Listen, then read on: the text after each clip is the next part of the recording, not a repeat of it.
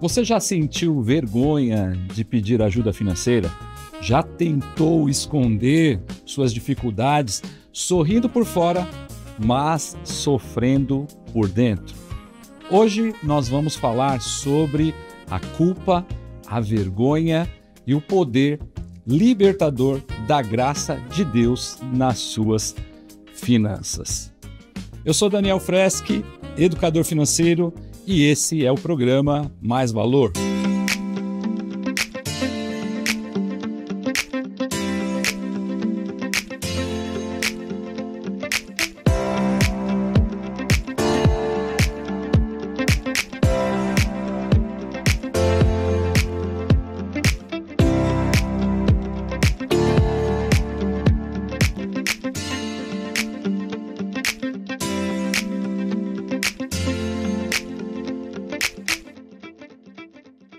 Hoje vamos falar sobre algo que quase ninguém comenta, mas que destrói a paz de muita gente.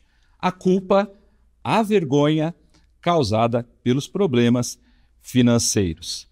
Pesquisas mostram que 45% das pessoas sentem culpa por pedir dinheiro emprestado e 65% escondem suas dificuldades financeiras de amigos e familiares. Mas Deus, Ele não quer que você viva com medo, com culpa ou com vergonha. Ele quer te ensinar a viver com sabedoria, liberdade e graça, inclusive nas suas finanças, é o que a gente fala aqui no programa Mais Valor. E o que é o peso da culpa e da vergonha? A culpa é uma prisão emocional. Ela faz você acreditar que fracassou. A vergonha te cala, te faz esconder a dor. A culpa e a vergonha acabam com você e te impedem de pedir ajuda. Mas a Bíblia diz para você, em Romanos 8:1, agora, pois, já nenhuma condenação há para os que estão em Cristo Jesus. O que isso significa? Significa que você pode ter errado, pode ter feito escolhas ruins e com certeza fez, assim como eu, mas Deus não te condena. Ele te convida a um recomeço de vida. A vergonha, ela é uma ferramenta do inimigo para te manter preso, mas a graça é o poder de Deus para te libertar. E o que a Bíblia, então, ensina a nós sobre isso? Vamos ver o que a Bíblia, a palavra de Deus, nos ensina. Em primeiro lugar, Deus não quer te envergonhar. Ele quer te restaurar. É isso, Deus é um Deus que não te envergonha, Ele te restaura. Joel escreveu: restituirei, palavras do Senhor, os anos que foram consumidos. Deus não apenas perdoa, Ele reconstrói o que foi perdido. Em segundo lugar, a graça é maior que a culpa. Com certeza, a graça é muito maior do que a culpa. Porque se nós confessarmos os nossos pecados, Ele é fiel e justo para nos perdoar.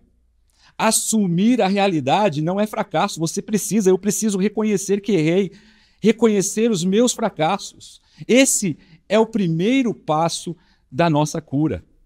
Em terceiro lugar, a humildade abre portas para o recomeço. Nós precisamos nos humilhar para poder recomeçar. Humilhai-vos, Tiago escreveu, diante do Senhor, e Ele vos exaltará. Quando nós reconhecemos as nossas dificuldades e buscamos ajuda, Deus nos levanta e nos dá uma direção para onde nós precisamos ir. E quarto lugar, a transparência nos liberta. Nós precisamos ser transparentes. Efésios 4:25 diz: falai a verdade cada um com o seu próximo. Quando você fala com alguém de confiança, a vergonha perde a força e a cura começa. É o momento que você busca ajuda e diz para as pessoas o que você fez, pessoas de confiança. Nós precisamos, então, tomar alguns passos para romper e vencer tudo isso. Vamos por 4 atitudes agora que vão nos ajudar a se libertar da culpa financeira. 4 atitudes. A primeira dela, parar de se culpar. Pare de se culpar. Errar faz parte da caminhada. Deus não escolheu você porque você é perfeito. Nós não somos perfeitos, mas porque nós estamos dispostos a aprender. Nós somos ensináveis, nós estamos aqui para aprender.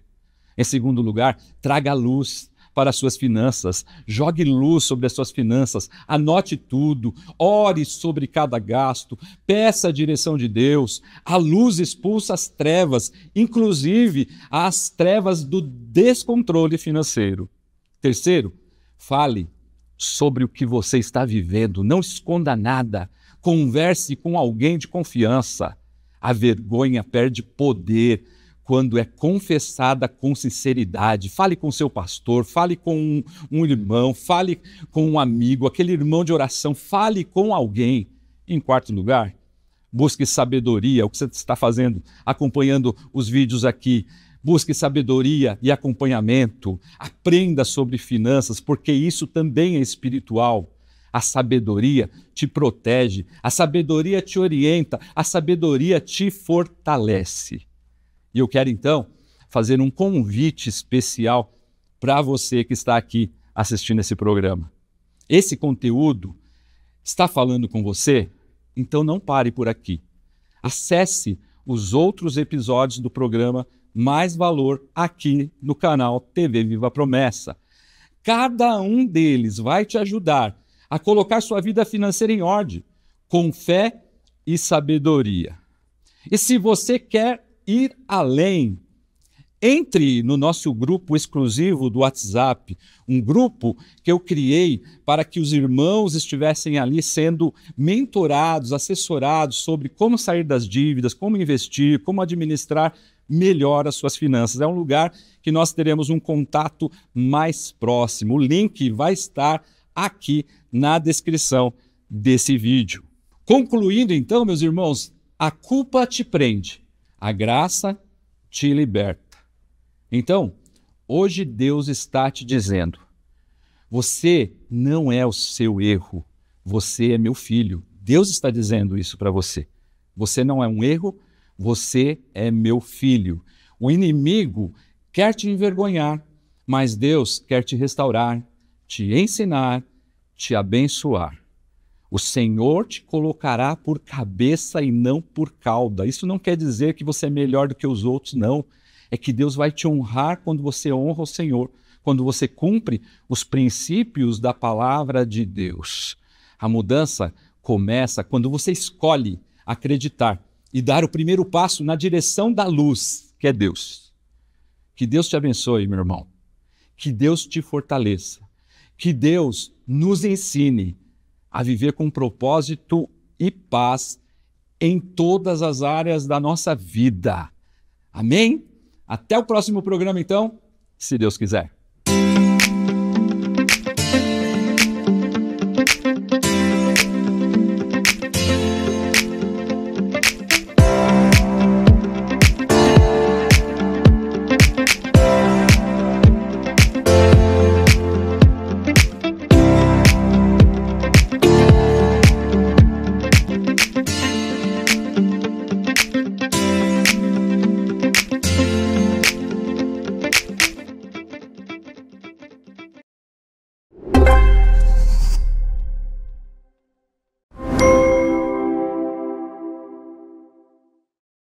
Fala pessoal, tudo bem? Que a paz de Cristo esteja com vocês. Sejam bem-vindos ao Mais Que Som, o programa da celebração promessista. Compartilhe o link aí para que mais pessoas sejam alcançadas por esse conteúdo. Bora lá, Tiagão, roda a vinheta.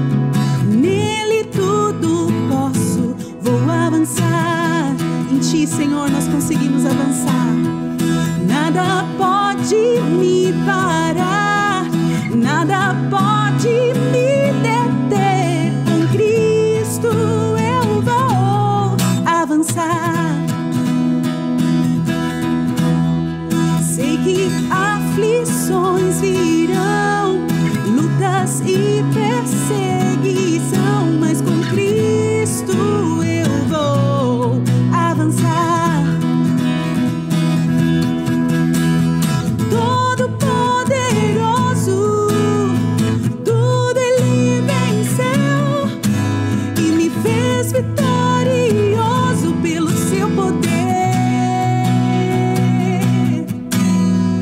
Nada temerei, com Cristo vou vencer. Nele tudo posso, vou avançar. Eu vou, nele tudo posso, vou avançar. Amém, glória a Deus. Amém, eu gosto dessa música. Eu também. É uma música que falou muito comigo, né? Num momento muito difícil da minha vida, né? E eu já compartilhei isso com você, né? Que a gente, não sei se todo mundo sabe, né? Olha, já começou o programa, né? Gente, não traz parente pra fazer as coisas, gente, porque é um negócio... Não, e eu tava falando pro Fábio, né? Que assim, eu quero que ele me chame de tia, porque eu sou tia dele. É, né? não, eu chamo de tia, mas não tem problema, eu te chamo de tia por aí, né? Você gosta que eu chame eu de gosto, tia? porque eu sou tia, né? Bom, seja bem-vinda, né? Muito obrigada. O espaço é seu. Muito obrigada. Estou me sentindo em casa aqui, Tô né? sentindo em casa. Tô mais Mas ou menos, então, né? então tá dando certo o negócio. Tá bom. Mas seja bem-vinda. Muito obrigada. Gente, essa é a Marta. Isso, tia do Fabinho. Minha tia. Casada com o Silvio, né? Casada marido com meu que tio. Ficou em casa cuidando das crianças, né? Sim, mãe do Davi, da Giovana. Meus priminhos. Sim, seus primos. Bem calminhos, né? A Giovana é, a Giovana né? é calma. A Giovana é. Agora o Davi... O Davi é mais... É que o Davi vai ser pastor ou músico? Então, eu acho que ele vai ser pastor. Será que ele vai ser pastor? Porque ele tá lendo a Bíblia lá pra menina que cuida deles em casa, né? Sim. Então ela chama ele até de pastor já, né? Ah, é? Já e pastor Davi soa bem, né? Soa bem, pastor né? Davi. Ele lê a Bíblia pra ela todos os dias. Esses meninos que é muito espoleta, ou vira baterista ou vira pastor. Ou vira músico. Ou né? vira música, porque você era um espoleta, né? Não, eu era. Na verdade, eu acho que o Davi precisa de um pouquinho mais pra chegar perto. Então pode ser que ele vire pastor, então. Mas um beijo grande pra vocês. E muito bom te receber aqui, pra você compartilhar suas experiências. Sim, sim. Você que faz parte da Igreja de Vila Maria, que canta lá também, né? Sim, estou atualmente lá, mas a minha história começou lá no Parque São Rafael, né? Na igreja do Parque São Rafael. Depois, quando eu casei com seu tio, a gente migrou para a igreja de Santo André. Sim. Permanecemos lá por 11 anos, mais ou menos. E agora a gente está na Vila Maria, porque as crianças gostam muito de lá, né? Legal. A gente tem um MCA lá maravilhoso com a Sandra, né? Sim. Inclusive, ontem foi aniversário do Davi, não sei quando vai passar, né? Mas fizemos um bolinho lá para ele, ficou super feliz, né? De ter esse momento mesmo ali com o pessoal da igreja, já interagindo, criando essas memórias, né? Que é tão importante, né? Na vida deles. E a gente passou esses últimos tempos cantando parabéns pelo WhatsApp, né? Poder e agora a gente comemorar, pode né? estar junto com o pessoal da igreja, comemorando, né? Esses momentos especiais, né? Sim. Bom, e assim, voltando a falar da música, né? Sim. Eu acho que esse lance da música e das composições, o programa passado foi com a Sabrina e a gente até falou um pouco sobre isso, tem muito a ver com a nossa vida cotidiana, devocional, que a gente está sentindo, né? É a nossa expressão, é a nossa forma de se expressar, né, Fábio? A gente... Não sei você, mas eu desde pequenininha, tudo que era música, assim, a gente vai escutando e a gente vai gostando, né? E quando a gente conhece realmente Jesus, as músicas é o primeiro, a gente que é criança, né? É um dos primeiros, assim, caminhos que a gente encontra Cristo, né? E o meu marido brinca comigo lá em casa, né? Que ele fala que eu sou que nem Davi, porque tudo é expressão, é tudo, né? musical. Tudo música, tudo vira música. Então, desde uma brincadeira com as crianças, né? E até realmente o louvor a Deus, né? E não a música só em si, criar uma música, mas também os espontâneos, né? Então, de manhã, cantar, agradecer a Deus pelo dia, agradecer a Deus pela salvação. Tudo vira música, né? Quando a gente realmente tem esse chamado de Deus, né? Os pássaros fazem isso, né? Os pássaros fazem isso. A Giovana fala, mãe, eu não aguento mais você cantando, mas eu falo pra ela, filha... Mas até os passarinhos estão cantando lá fora. E a minha forma mesmo de me conectar com Deus através da música, né? E é maravilhoso, né? Inclusive... quando eu comecei na igreja, a música fez muito parte mesmo da minha vida, né? Eu fui inserida quando eu comecei lá no Parque São Rafael, na época era a Soninha, você sabe muito bem, né? A Soninha que está hoje em Bauru, casada com o Henrique, né? Sim. Soninha que é irmã da Vilma. Irmã da Vilma, né? Casada com o Edson, né? Então, o meu contato mesmo com Jesus foi através da música, né? Eu vim de um cenário familiar muito difícil, muito complicado, né? E eu me lembro muito bem do dia que eu fui convidada para ir para a igreja, né? A minha mãe, ela era mãe solo, né? Ela tinha tido um relacionamento com o meu pai, mas infelizmente os dois tinham personalidades muito difíceis e não acabaram, né, ficando juntos. Eles não conheciam também a Deus. A minha família, né, de origem não conhecia a Deus. E eu me lembro que eu estava brincando na rua e uma vizinha minha, eu acho que ela, como é que eu posso dizer, acompanhava um pouco da minha história ali, né, da situação. E eu tinha 11 anos e ela me convidou para ir para a igreja, né? E eu me lembro que eu estava com a sainha branca, para você ver que como eu me lembro mesmo. E aquela sainha branca, ela estava toda suja, porque eu estava brincando ali com os meus primos na rua de futebol, né? A gente brincava naquela época. E eu falei, mas eu tô toda suja. Ela falou assim, não, mas pode, vamos para a igreja. Não tem problema, vamos para a igreja. E eu comecei a ir para a igreja sozinha, né? Através desse convite, que foi através da irmã Nadir, mãe da Alessandra, lá do Parque São Rafael. E aquele convite mudou a minha vida, né? E ali eu comecei a congregar com aquelas irmãs, com aqueles irmãos ali, a irmã Marta, a irmã Ivani, a irmã Rosa, tantas pessoas ali que realmente me acolheram, me abraçaram, né? E na época veio a família da irmã Ivani, junto com o seu José Martins, a Vilma. Que é a mãe da Vilma. Isso, a Sônia, né? E o Lúcio. E ali eles começaram também o ministério de música ali. Então a irmã Ivani começou com o coral. Sim. Né? A Soninha já pegou já... A irmã Ivani foi regente de coral há bastante tempo, né? Isso, maravilhoso. E qual é a música que você lembra, assim, desse tempo? A marcante, aquela. Então, a marcante foi justamente desse início, né? A Soninha, como ela ensaiava a gente, e na época tinha... E a Soninha, desculpa te cortar, mas... A Soninha tem um papel importante. Muito. Até na minha história. Porque eu também fui ensaiado pela Soninha. Tinha um coral de crianças ali e a gente cantava lá. O Prisminha, por exemplo. Sim. Eu conheci pela Soninha. E não era qualquer música, né? Não era qualquer música. E ela fazia as divisões de vozes, e ela né? era brava. Mas eu não acho que ela era brava. Eu acho que ela era uma pessoa assim, mais assim, né? Vamos ensaiar, porque a gente tá aqui pra ensaiar, ela era né? Soninha, se você estiver assistindo, você era brava assim. Ela é um doce, né? Ela é mas ela era brava. Tinha que ser, né? Pois é, a gente não era lá aquelas coisas, né? Criançada era difícil. E ali a gente tinha os intercâmbios, né? Não sei se você também se lembra da época. Então juntava uma igreja com outra e fazia aquela cantata maravilhosa, né? E a música que realmente me marcou foi uma música que a gente cantou em Santana. E quem ia fazer o solo era a Renata Andrade, né? Que inclusive ela já esteve aqui também. Já esteve aqui. Né? E aí deu um probleminha, não sei o que aconteceu. Ela não foi. Não, ela foi, mas eu não sei o que aconteceu. Ela Soninha não cantou. Aí a Soninha falou, Marta, é você que vai cantar, né? E ali foi realmente a primeira vez que eu tive a percepção quanto eu precisava de Jesus. Canta um pedaço pra gente. Eu vou cantar, né? Ai, Jesus, eu falo pro Fabinho que eu não sou cantora, né? Eu tento, gente. Né? Eu tento.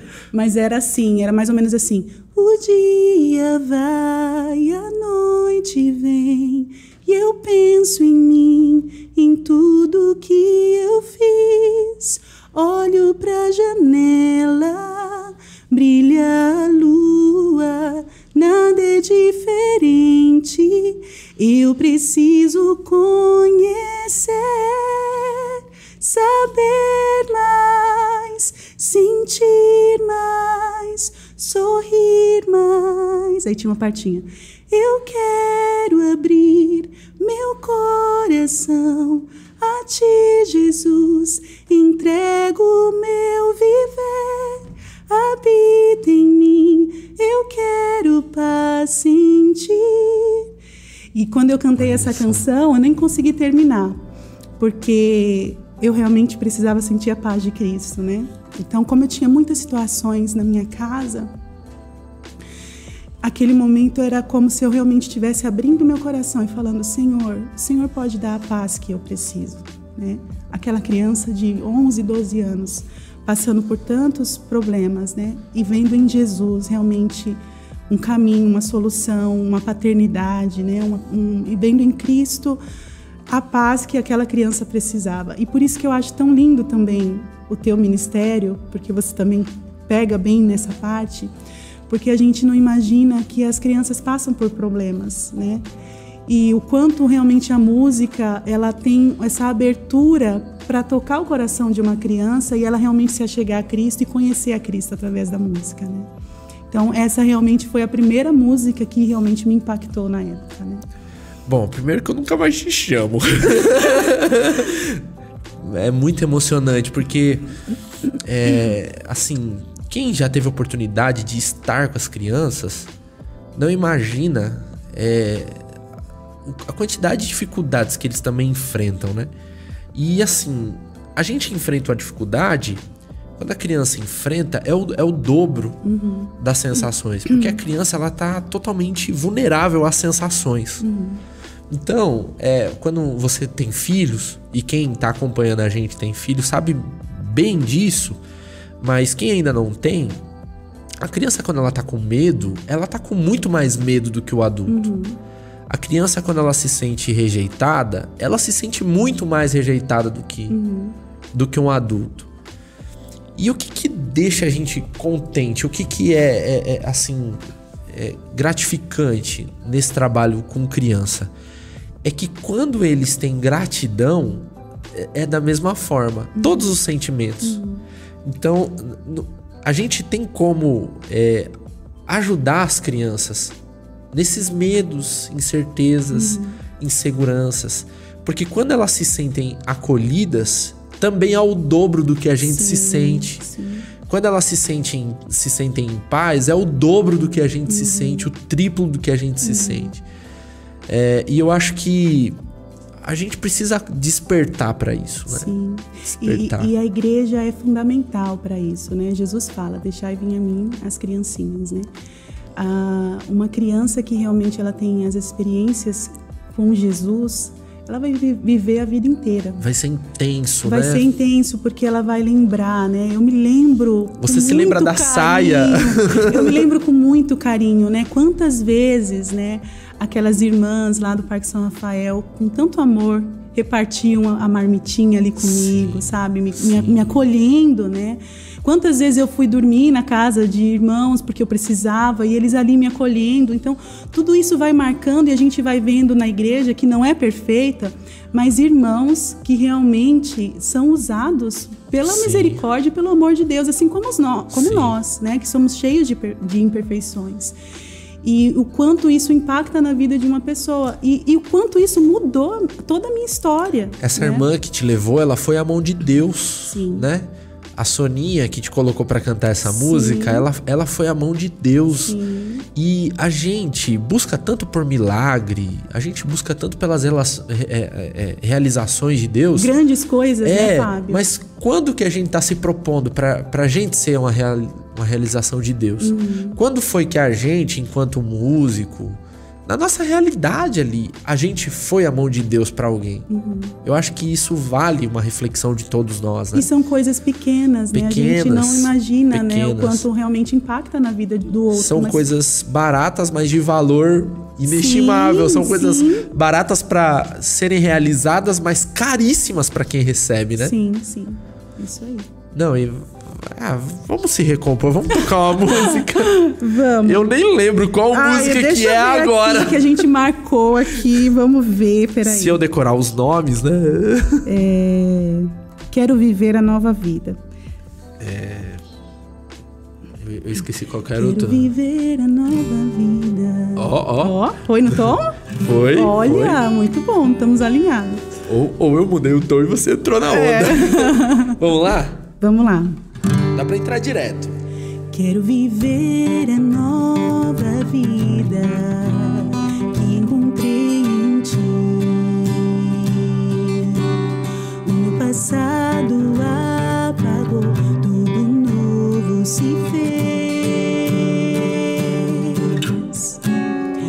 sacrifício lá na cruz me salvou, me libertou. Uma nova mente, um novo coração me deu. Lá na cruz morreu em meu lugar, minha dívida pagou, levou sobre si a minha dor. Eu vou crer, vou me apropriar da vida que encontrei somente em Jesus Cristo Salvador. Quero viver a nova vida que encontrei em Ti. Nós encontramos em Ti, Senhor, nova vida. O meu passado apagou, tudo novo se fez. Teu sacrifício lá na cruz me salvou, me libertou. Uma nova mente, um novo coração me deu. Lá na cruz morreu em meu lugar, minha dívida pagou, levou sobre si a minha dor. Eu vou crer, vou me apropriar da vida que encontrei somente em Jesus Cristo Salvador. Lá na cruz morreu em meu lugar, minha dívida pagou, levou sobre si a minha dor. Eu vou crer, vou me apropriar da vida que encontrei somente em Jesus Cristo Salvador.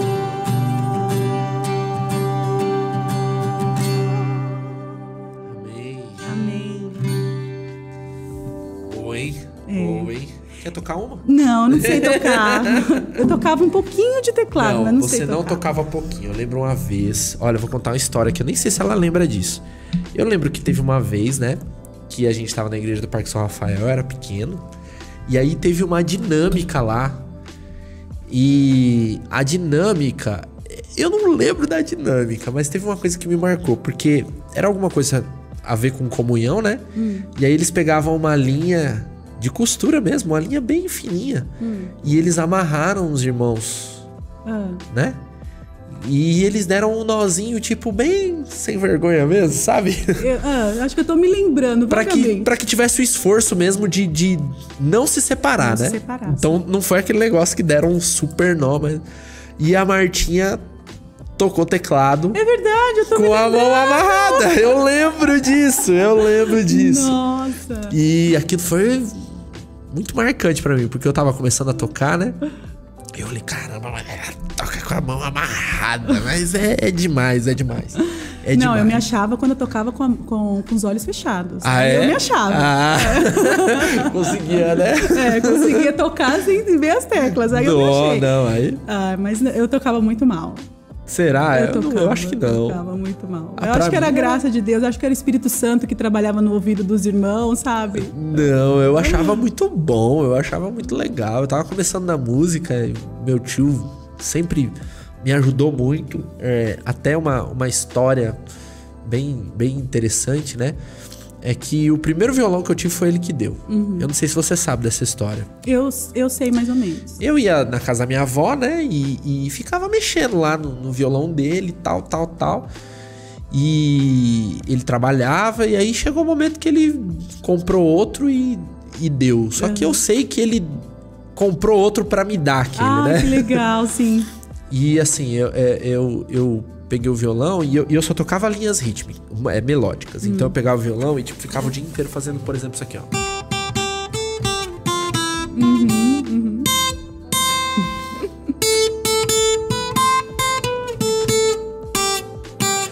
E uma corda só. E seus pais muito pacientes, graças a Deus, né? Sim, muito. Porque depois veio o trompete Depois também. veio o trompete. Ai, o trompete foi mais difícil. E assim, pouca gente sabe da história. Quem vê close não vê corre, né? Mas antes do trompete ainda teve o sax genis, que é um instrumento tipo uma trompa. Então nessas bandas inglesas mais tradicionais, a tuba faz pó e ele faz papá. Então fica pom, pá, pá, pom, pá, pá. Era esse negócio. Depois veio um trombone de pisto. E aí depois veio o trompete. E eu ia na casa da minha avó ensaiar, né? E aí eu tocava e tal, e a bisa, né? A minha bisavó, gente. Deus me deu a graça de ter uma bisavó que viveu bastante. Que viveu mais de 100 anos. Verdade. Ela morreu com 102 anos, se eu não me engano. E aí eu lembro que ela aparecia numa sacadinha que tinha, né? Que tem ainda até hoje, né? Hoje tá um pouco diferente o quintal, né? Mas ela falava, meu filho, você precisa aprender a fazer a volta. Porque eu tocava até o fim, mas na hora de voltar... não voltava. E ela ficava ali meio que cantarolando e tal. Mas voltando ao papo do violão, né? Foi o meu primeiro instrumento e foi uma bênção enorme na minha vida. Eu desenvolvi muito a partir daquilo. Tocava melhor do que eu toco hoje, pelo menos. Mas você contou, né? Do abraço que você recebeu da igreja, mas eu também recebi um abraço significante, né? Sim, eles são muito amorosos, né? A gente vai aprendendo, assim, com certeza a gente faz muita coisa, né, desafinado e toca, né? Mas eles estão lá glorificando a Deus, né? São incentivadores nossos, né? Sim. E graças a Deus a gente pode pôde desfrutar disso, até para que a gente incentive os nossos filhos, né? Os que estão à nossa volta, né? Com certeza. O Davi toca já alguma coisinha, né? A Giovana também, né? Mas é isso mesmo, a gente tem que incentivar essa galera aí, porque eles têm que assumir né? Eles têm que assumir esse papel dentro da igreja também, né? A Giovana, que é muito talentosa, já participou de projetos aqui do MMA, né? Da Celebração Promessista. Ela gravou já música pro Dia das Mães. Sim. Muito talentosa. Tantas crianças também. Junto com tantas crianças do Brasil inteiro. Foi muito legal, muito né? Legal, na pandemia, quando o negócio tava bem difícil, né? Mas voltando a falar das suas músicas, você já falou um pouco, né? Que tudo pra você é música. Mas se fosse pra você destacar um ponto, assim, importante pra que nasça uma nova música, um momento importante. Eu acho que já foi falado aqui várias vezes e assim, eu vou repetir, é a Bíblia, é a palavra de Deus. Não tem como a gente se inspirar em outra coisa, né? Se a gente não tem realmente o devocional, que já foi falado aqui, se a gente não tem esse contato com Deus diário, de realmente leitura da palavra, não tem o que sair, né? E a nossa preocupação realmente tem que ser que as nossas canções tenham conteúdos bíblicos, porque a palavra, né, o Espírito nos convence, né, mas é a palavra também que nos direciona, né, em todas as coisas. Então, as músicas nascem disso, da palavra, daquilo que o Senhor foi acrescentando na minha vida, né? Essa música mesmo que a gente cantou a princípio, que é o Nada Pode Me Parar, Nada Pode Me Deter, ela vem daquela parte onde Paulo fala, né? Deixando as coisas que para trás ficam, prossigo para o alvo, né? E é muito interessante porque a palavra de Deus, ela vem, o Espírito Santo nos lembra da palavra de Deus em momentos muito cruciais também que a gente passa, né? E essa canção, ela veio no momento onde eu tive a minha primeira crise de pânico e ansiedade. E é muito, assim, terrível quando a gente passa por esse tipo de coisa, que é uma enfermidade, porque muitas vezes a gente fica até sem fé, né? E o quanto é importante a gente ter a palavra de Deus dentro da gente, porque mesmo a gente sem fé, o Espírito Santo nos lembra da palavra do Senhor. Então, essa música nasceu disso, né? Onde também fala, posso todas as coisas naquele que me fortalece, né? Eu posso avançar, eu não preciso ficar parada.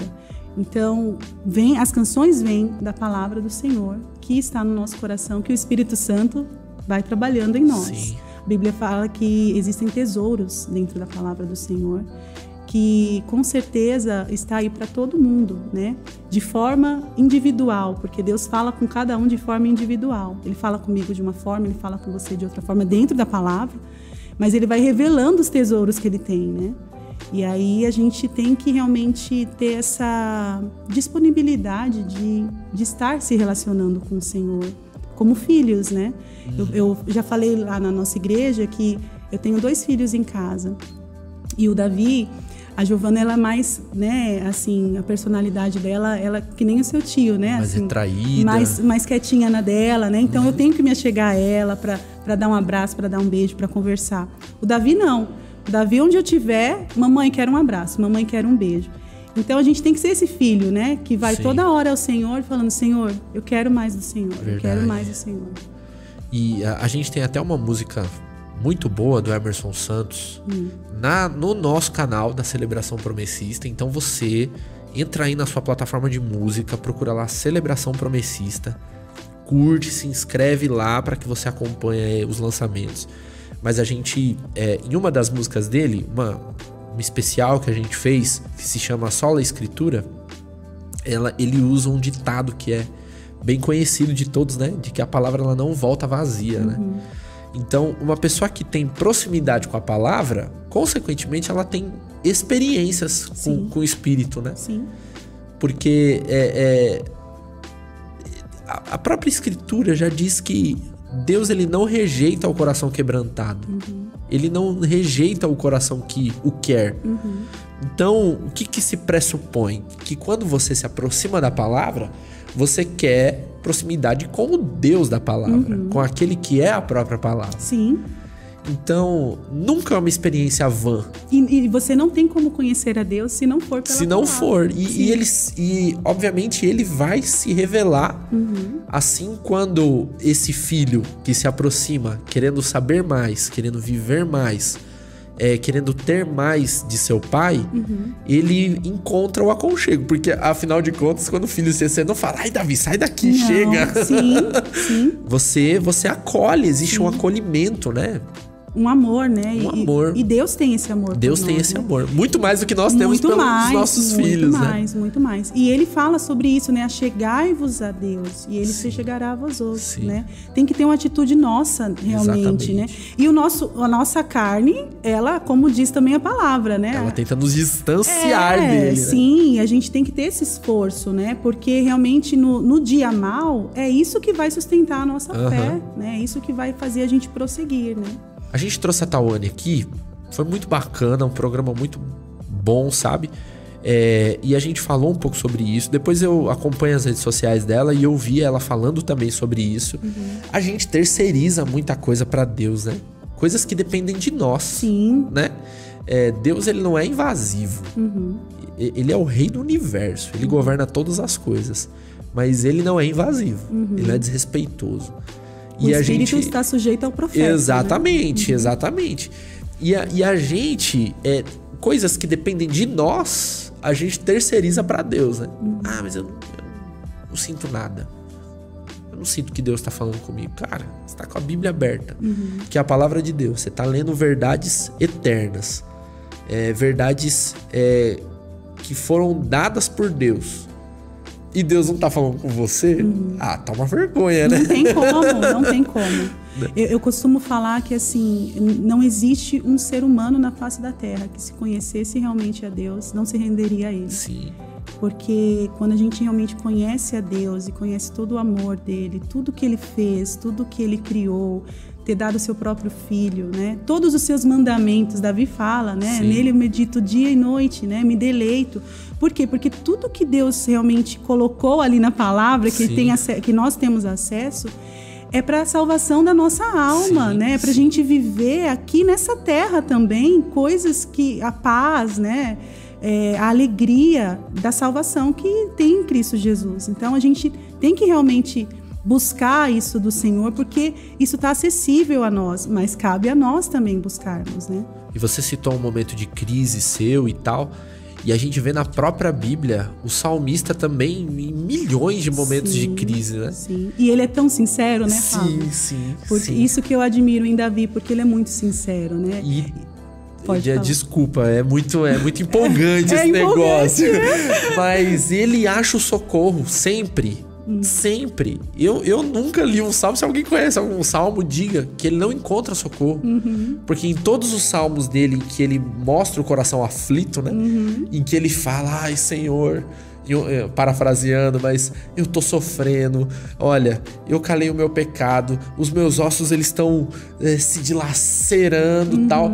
Mas quando eu confessei os meus pecados, tudo mudou, né? Ele encontra sempre o conforto. Todas as vezes que ele se coloca diante de Deus, ele sai desse encontro com o coração em paz, né? Sim. Ele é muito sincero, né? E a gente também tem que procurar essa sinceridade, né? Porque Deus, ele conhece tudo em nós. Não adianta a gente querer mascarar ou esconder, né? Deus conhece coisas até que a gente nem imagina que estão dentro da gente, né? Sim. E no trabalhar do Senhor, ele vai revelando essas coisas. Sim. Porque ele quer tratar tudo dentro de nós, né? Ele não Sim. quer tratar só uma parte, ele quer tratar tudo. Nossas motivações, né? Aquilo que a gente sonha. Às vezes a gente sonha tantas coisas, mas quando a gente realmente vê os planos de Deus para nós, eles são muito melhores do que tudo que a gente possa imaginar. A gente olha para trás e fala, rapaz, ainda bem que não deu certo. Sim, sim, porque esse é o trabalhar do Senhor, né? Ele fala que ele tem os pensamentos de paz e não de mal, sim, né? Sim. E nesse próprio texto, ele se revela como o nosso Deus e a nós como o seu povo. Uhum. Então, é uma relação íntima, né?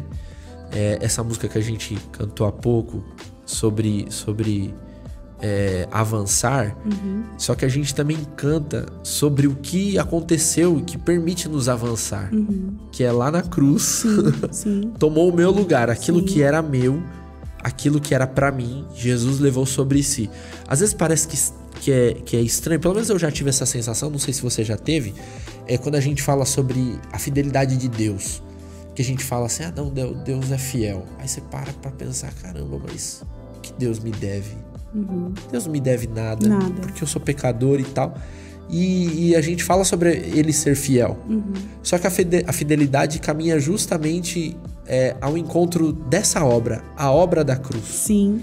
Então, é um negócio muito, muito top, porque ele é fiel à própria palavra dele, sim. O que ele prometeu, ele sim. E ele é fiel ao próprio sacrifício de Jesus, sim. Que se entregou e morreu por nós. Uhum. Ele pagou a nossa dívida. Então tá pago. Sim. Por mais que a gente não mereça a fidelidade, ele é fiel, porque Jesus, ele se entregou e ele morreu no nosso lugar. Uhum. Então pra você que tá assistindo a gente, que tá com medo de avançar, cara, olha, tem tudo, cara, pra ir, porque a dívida tá quitada, sim. Né? Tá pago. E essa canção que eu fiz, que que fala uma novamente, um novo coração que ele nos deu, fala disso, né? Que ele tirou o nosso coração de pedra, nos colocou um coração de carne. Sim. Né? Ele fala sobre a renovação da mente. Então, como a gente vai renovar a nossa mente? Só pela palavra do Senhor, só realmente tendo acesso a Ele. Né? Aí a gente consegue mudar e ter realmente aquela mentalidade de filhos de Deus. Ressignificação total, né? Uhum. Ressignificação total. E, olha, não tem como conhecer essas verdades e não sair cantando música pra lá e pra cá, né? Sim. Não tem como. Vamos cantar mais uma? Vamos. Vê a lista aí da próxima. Estava tão longe. Essa canção, ela veio daquele capítulo onde fala daquela ovelha que saiu do aprisco do Senhor. E o Senhor vai atrás daquela ovelha. Então, a gente, por mais que a gente esteja longe do Senhor, Ele vem, Ele salva a qualquer pecador, Ele sara qualquer ferida e Ele perdoa qualquer pecado. É essa, né? Uhum, eu acho que sim. Eu acho que é.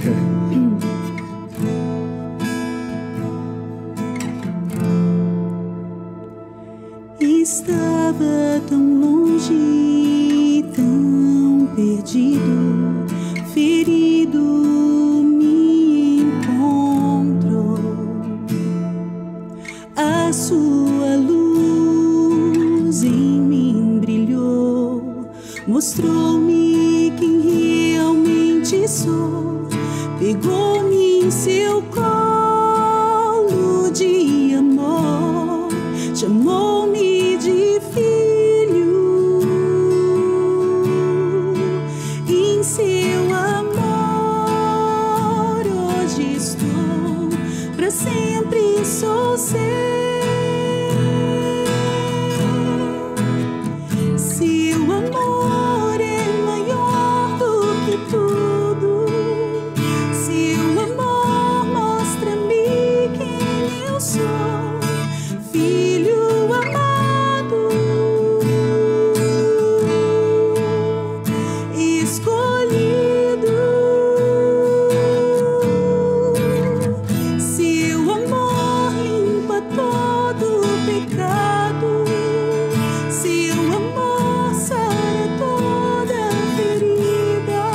transforma minha vida.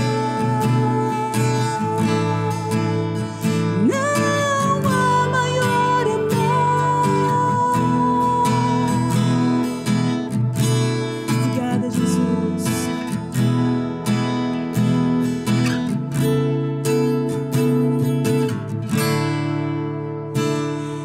Estava tão longe, tão perdido, ferido, me encontrou. A sua luz em mim brilhou, mostrou-me quem realmente sou, pegou-me em seu colo de amor, chamou-me de filho. Obrigada, Jesus, em seu amor hoje estou, para sempre sou seu. Seu amor é maior do que tudo. Seu amor mostra-me quem eu sou, filho amado, escolhido. Seu amor limpa todo o pecado. Seu amor sara toda ferida, transforma minha vida. Não há maior amor. Seu amor é maior do que tudo. Seu amor mostra-me quem eu sou, filho amado, escolhido. Seu amor limpa todo o pecado. Seu amor sara toda ferida, transforma minha vida. Não há maior amor.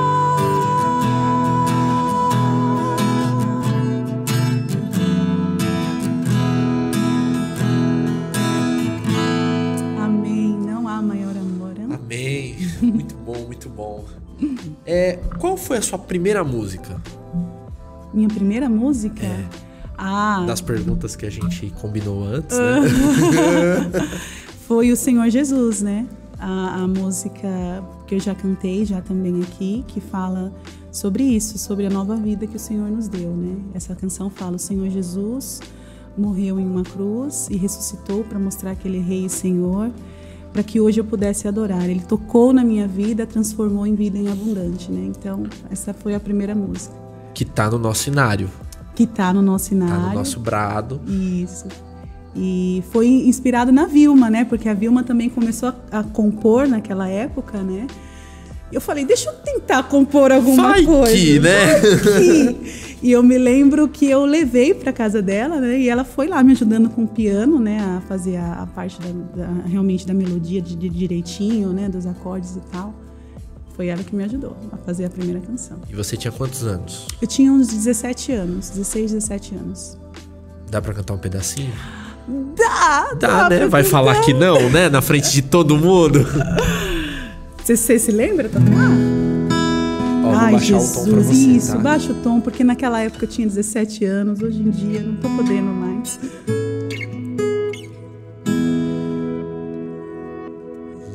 Oh, Jesus morreu em uma cruz para mostrar-me o seu eterno amor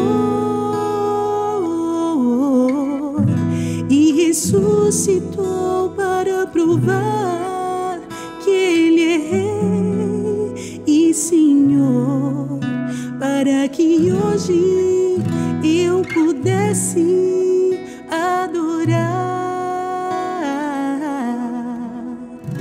O Senhor Jesus tocou em minha vida.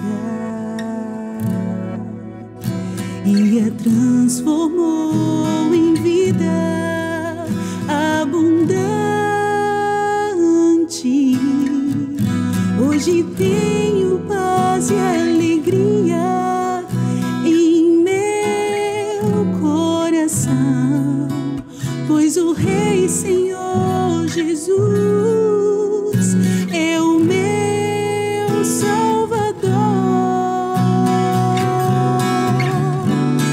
Vamos adorar ao Rei Senhor, vamos contemplar a sua glória, pois Ele se faz presente, presente em nossas vidas.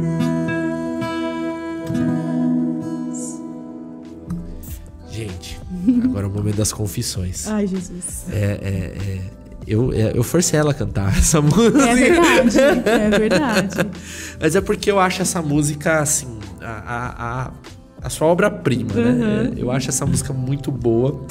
Eu viajei pra alguns lugares e vi o pessoal tocando essa música. Ai, que legal. E foi muito gostoso, sabe? Ver a turma tocando uma coisa que a gente gosta, né? Que é nossa. A gente sempre tem um esforço aqui pra trazer pessoas que tenham música própria. Inclusive, se você tiver música própria, entre em contato com a gente aí pelas redes sociais da Celebração Promessa pra gente trazer aqui, pra você contar a história das suas músicas, como elas nasceram, o que elas representam pra você, que é a pergunta que eu vou fazer pra Marta agora. O que essa música representa pra você? Então, você sabe que eu não gostava dela, né? Não, eu sei que você não gosta dela. Não, eu gosto, hoje em dia eu gosto. Gosta? Gosto, porque realmente é daquela menina que tinha tantos problemas e Jesus transformou a vida dela, né? Então essa música é um testemunho, né? E a gente teve alguns reencontros, né? Eu fazia parte do Arca da Aliança, né? E aí sempre vai a música da Martinha. Essa música virou a música da Martinha. Não é Vamos Adorar, é música da Martinha. E quando eu cantei ela, eu realmente vi isso, né? O que Deus tinha feito na minha vida, né? Mas assim, quando eu a compus, Deus já tinha feito também, né? Independente de como estava do lado de fora, as situações que eu passava, Deus já tinha transformado a minha vida em abundância. Eu tinha paz, aquela primeira música lá que eu precisava de paz, eu tinha paz e alegria no meu coração, porque Jesus estava no meu coração. Então, Deus já tinha mudado minha vida lá. E quando eu vejo hoje em dia, Marta hoje, com seus 39 anos, e tudo que Deus fez na vida da Marta, os pensamentos dele realmente são bons ao nosso respeito, né? Então, ele me deu uma família linda, um marido que é o meu melhor amigo, me deu filhos, me deu um lar cheio de paz, de alegria, transformou a minha história. Então, hoje eu realmente eu gosto dessa música, porque é um convite. Vamos adorar ao Rei e Senhor, né? Vamos contemplar a sua glória. E ele é capaz assim, ele tem um poder para transformar a nossa vida que a gente não imagina. Então, quando eu olho para trás e vejo tudo que Deus realmente fez, eu falo, nossa, eu não imaginava tanto de coisa que Deus realmente pensava ao meu respeito, das coisas que Ele planejou para minha vida. E sabe por que eu quis que você cantasse essa música? Porque a adoração, ela é o resultado do toque de Deus. Essa música é boa porque ela é verdade, verdadeira. Ela não é um monte de palavras juntadas ali para um objetivo musical. Não é. Ela é o resultado do toque de Deus. Eu tô lendo um livro, a gente está se preparando para lançar uma nova lição para pequenos grupos.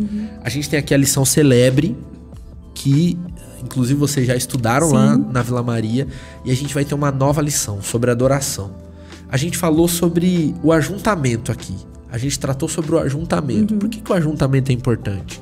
Quais devem ser as características do nosso ajuntamento? Mas a gente quer mais do que isso. A gente quer falar com você sobre adoração. O que é adoração de verdade? Qual é a verdadeira adoração? O que não é adoração? Quais os resultados da adoração? E aí esse livro que eu tô lendo, ele vai dizer que Deus ele nos convida, ele nos atrai e ele nos procura. Então a ordem, na verdade, é procura, atrai e convida.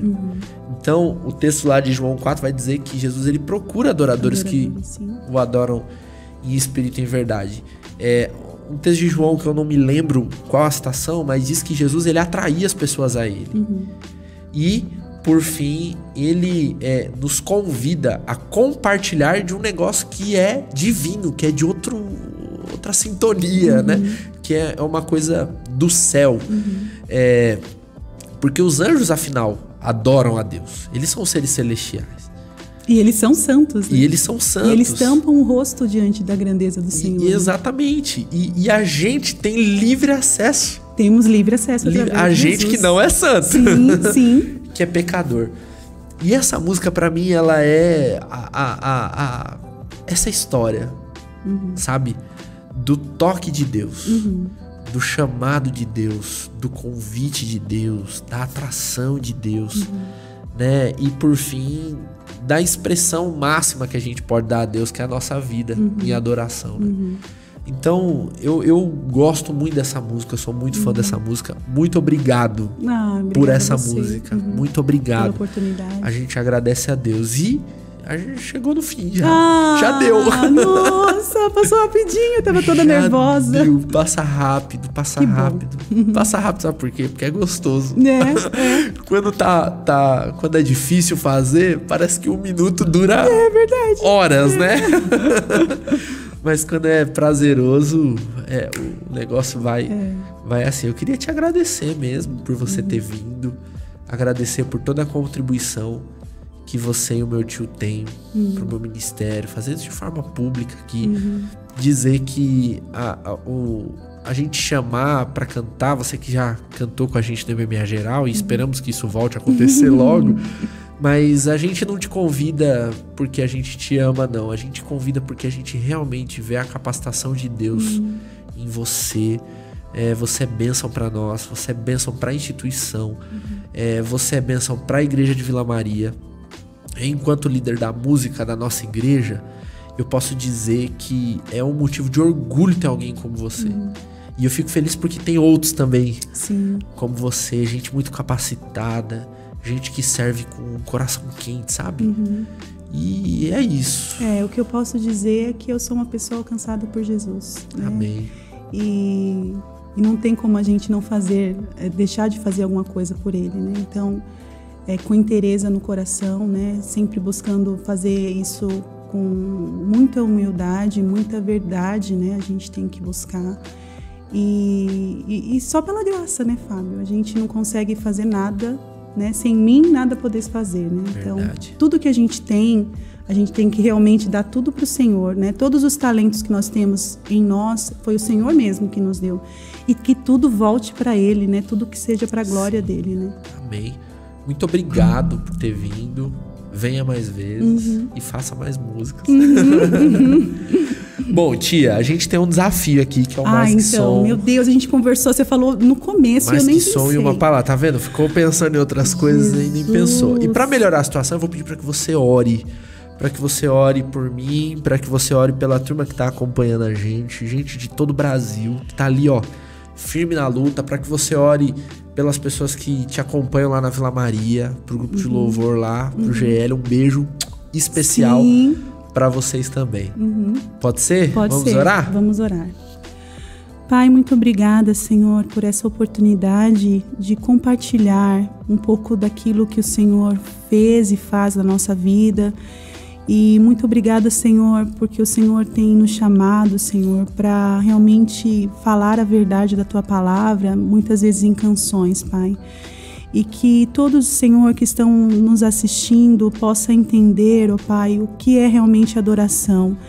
Que adoração é contemplar a Ti, contemplar o Teu amor, contemplar a Tua misericórdia, contemplar o Teu favor. E através disso, quando nós olhamos para Ti, Senhor, nós podemos realmente Te adorar em espírito e em verdade.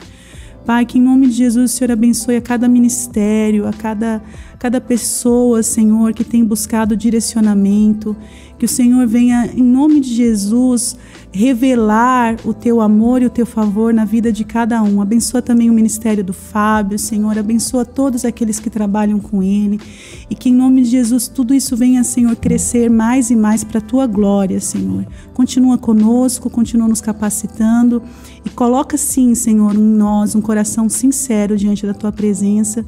E que as nossas canções não sejam apenas palavras ou para apresentar, mas seja realmente para glorificar o teu nome onde quer que nós estejamos, Senhor. Em nome de Jesus. Amém. Amém. Marta, mais que só uma palavra. Tia Marta. Isso. Posso dizer que é... Uma palavra.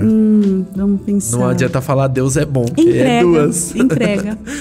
É mais que som, é adoração. Até semana que vem.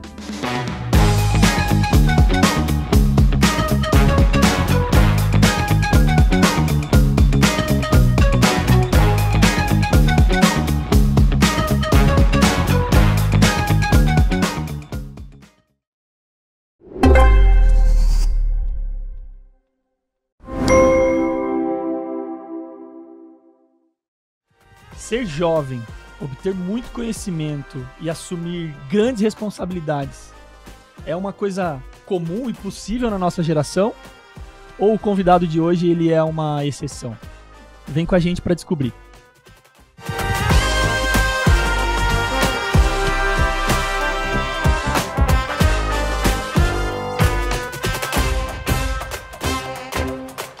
Fala galera, mais um episódio do Papo Com. A gente tá aqui de novo gravando, feliz da vida. Alguns episódios muito interessantes, convidados muito interessantes, vem coisa muito boa por aí. Mas antes, aquela regrinha de sempre, pega seu cafezinho aí, sem açúcar, e vamos acompanhar, aproveita, curte, compartilha, pega aquele grupo do WhatsApp, já coloca no grupo do WhatsApp, já manda pro seu líder, pede para ele disparar aí pra galera. Porque a gente tem uma mensagem muito legal, muito bacana, sendo passada nesses episódios. Por incrível que pareça, a gente tem percebido que tem jovem dentro da promessa que às vezes ainda não conheceu o Papo Com.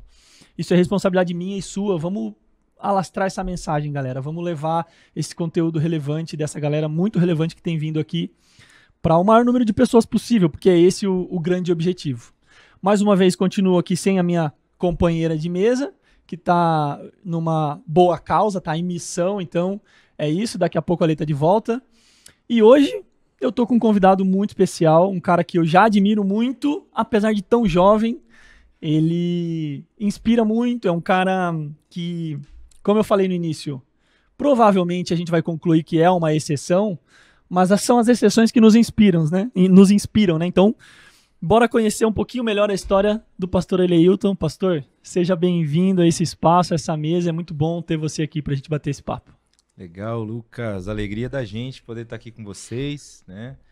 Uma bênção poder participar, né? Paz para toda a galera que está acompanhando a gente em casa. E eu espero que o papo seja edificante, bom para todos nós. Vai ser com certeza. Sempre sai coisa boa desse cara, né? Eu brinquei com ele no início que há um tempo atrás a gente levou ele em Joinville e falei para ele, pastor, hoje a ideia não é te esgotar teologicamente, tá bom? É a gente conhecer um pouco melhor a sua história, porque a gente levou ele lá em Joinville para falar sobre Apocalipse e dissecamos Apocalipse, foi muito legal, para quem é de Joinville vai lembrar aí da região ali. Mas a gente queria hoje aproveitar esse momento um pouco mais tranquilo e leve para conhecer realmente um pouquinho mais a história do pastor Eleilton. Obviamente que até pela função que você exerce hoje dentro da promessa, né? Acaba sendo muito comum que as pessoas te conheçam, mas eu sei que ainda tem muitas partes dessa história que a gente pode explorar e ajudar e inspirar essa nossa galera. E aí eu quero começar com uma pergunta que normalmente para todo mundo é sempre muito indiscreta. Mas a gente é jovem, né? Então a gente vai fazer essas perguntas. No seu caso não vai ser um problema. Pastor, quantos anos você tem? 38 anos. 38 anos. Sério, 38 anos. Se você conhece a história dele, com 38 anos, você já vai ver que muita coisa aconteceu muito cedo na vida desse cara, né? Pastor, a gente queria começar do começo.